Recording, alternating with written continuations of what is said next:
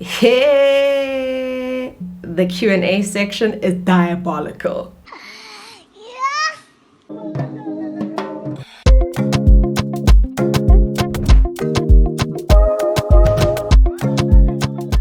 Guess who's back? Hey! Hey! How y'all doing? Guys, a lot can happen in 5 years. Anyway, so now that I'm back, I am literally promising you consistency on a weekly basis. Every Sunday at 3 p.m. you are going to be getting a video from me. We can do a little Q&A and just find out some questions that you guys might be asking. So if you're new here, my name is Azzy. I am a registered dietitian and I basically make healthy eating choices easier to make for every single individual who follows me, as well as people who also see me in my practice. So there are a lot of life updates I'm going to be sharing, but I'll also be sharing a little Q&A I did on Instagram, and I'm sure it's going to give me plenty of content to chat to you guys about. So yeah, I'm so excited to be back. Oh my gosh, when I was setting up the tripod and I was putting the lighting up, I was like, yeah, I guess let's get right on into it. I live in Joburg now, not Cape Town. I know lots of people keep confusing and thinking that I live in Cape Town. I actually live in Joburg. I literally go to Cape Town like twice a year. But like every time I post about Cape Town, people just think that I live there. But I'm just a visitor. I'm just a visitor, you know. I've been living in Joburg for the past 4 years now. And I went into private practice. And wow, no one could have warned me how hard it is to start a business. It is no joke, guys. Like, I think there have been so many ups and downs, and I think people just look at social media and they think they know what's happening. You don't know. It's tough here, guys. It's tough. It's rough here. Like, go at the site, basically. But I honestly feel like it's been so rewarding. We'll do a personal Q&A for sure. So just make sure to leave your questions in the descriptions about what you want to hear about my life update and what's been happening. Because, yeah, I feel like so much has happened. So let us get into it. I feel like there are a lot of questions you guys asked me. Most of them are nutrition related, which I'm really happy about. Okay, what did you guys ask me? So first question, advice on managing endometriosis through diet. It is Endometriosis Awareness Month, so I'm happy to do a full video on this. The Mediterranean diet is the diet that's going to assist you in managing your symptoms. But yeah, I'm happy to explain nutrition and endometriosis or any women's health conditions. So let me know in the comment section below. Can dietitians diagnose PCOS? What is a PCOS diet?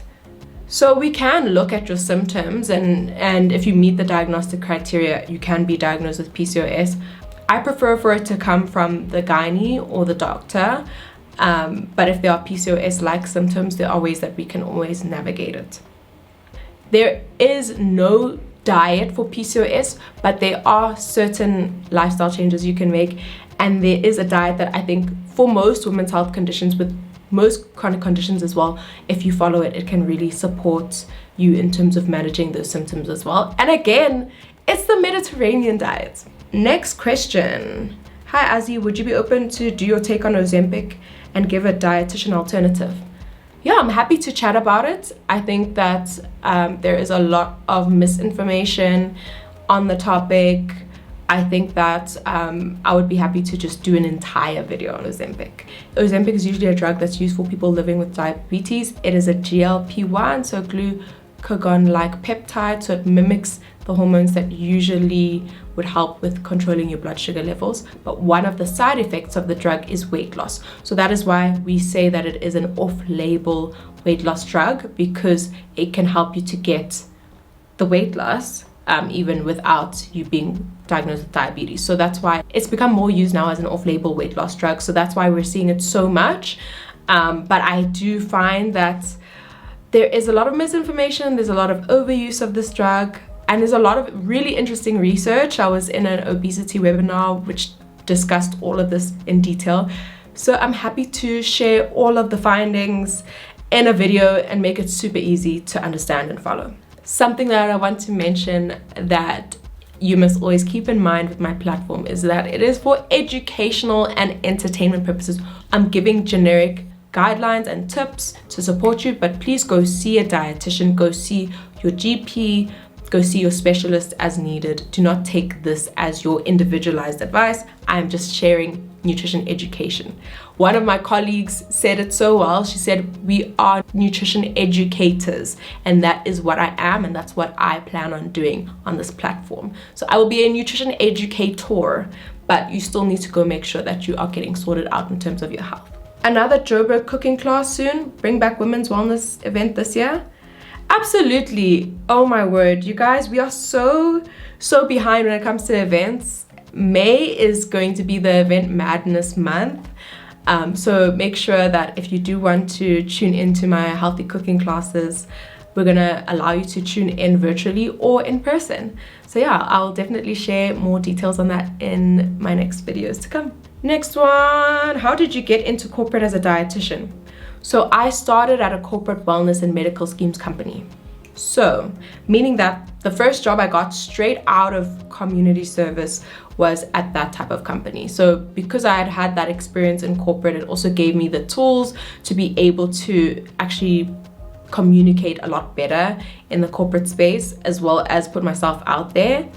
I think that reaching out, cold calling, there's so much that happens behind the scenes that actually helps you to be able to get your name out there. So it's just kind of bringing about that awareness of, hey, I'm here and this is how I can assist, and these are the benefits of kind of supporting corporate wellness in terms of the benefits for turnover for the company, so the company will do much better, and also in terms of employee retention, so people will stay at the job or the business much longer if they are well taken care of. So a well taken care of employee means that you get much better return in terms of the company returns, the amount of money that the company makes. So yeah, I think just reaching out, sharing the statistics, available research, but yeah, people just need to know that you're available so that they can make use of your services. Next question, top 3 icky trends. First one has to be carnivore diet. We'll go into it. Second one, apple cider vinegar. We will also get into that one. And the third one has to be, it's a trend I'm seeing, but it's not necessarily a trend per se. Like it's not like a fad diet or a trending diet, but the skinny talk is, there's a lot of like really damaging, really concerning things I'm seeing on skinny talk. The fact that skinny talk exists, number one. But yeah, I'm just seeing a lot of commentary when it comes to weight loss that's really damaging, and that I think is gonna lead us back to the early 2000s where we had really like where diet culture really was thriving. So that's my biggest concern, honestly, that we're going back, that we've taken so many steps forward in terms of inclusivity and, you know, movement and all of that, but now we're taking multiple steps back where we're going back to an aesthetic of what health looks like. But hey, I feel like I could spend an entire video just unpacking the things that I've seen on Skinny Talk. Would you go back to corporate? Oh, I never left. I have been doing corporate consulting within my own business. So doing wellness days, doing being able to help different corporate wellness companies as well. So yeah, I still am 100% in corporate. I still love working in the corporate space, and I think I will continue to do so. No question, love your content. Thank you so much. Very nice. Oh, thank you so much. Thank you. I feel like it's so weird to say it here because I've had like no content on here. Okay, but I appreciate you. Thank you. What really helps with sugar cravings? I think that sugar cravings are a lot more complex than we kind of lay them out to be. There are certain chronic conditions that can result in sugar cravings. For instance, if you've got insulin resistance or you're pre-diabetic, sugar cravings is one of the telltale signs that something is going on internally and your cells aren't getting all the energy that they need. So I think there is a lot more to sugar cravings than we let on. Can also have to do with lack of sleep, can have to do with under eating throughout the day. there's so many things that can actually result in those cravings. But also eating more regularly throughout the day can help you to have less cravings, getting enough sleep, because when you have less sleep, you're more likely to overeat, and your hunger and fullness hormones are more likely to not work as optimally. So getting enough sleep would definitely assist, and then finding some healthier alternatives to fill the gaps. So I'm happy to share some recipes, some ideas. In future we can do an entire video just on sugar cravings. I think that's all I have for you guys today. Thank you so much for tuning in. I'm so excited to be back on the YouTube, guys. I'm so excited. So I hope that you stay tuned for more content, for more recipes. I have so much planned. Some people are saying they want vlogs. Me, I'm trying to keep my life, but I'm happy to do vlogs when it comes to recipes, when it comes to grocery hauls, those kinds of things. You can definitely expect those. And yeah, I'll see you guys for the next video.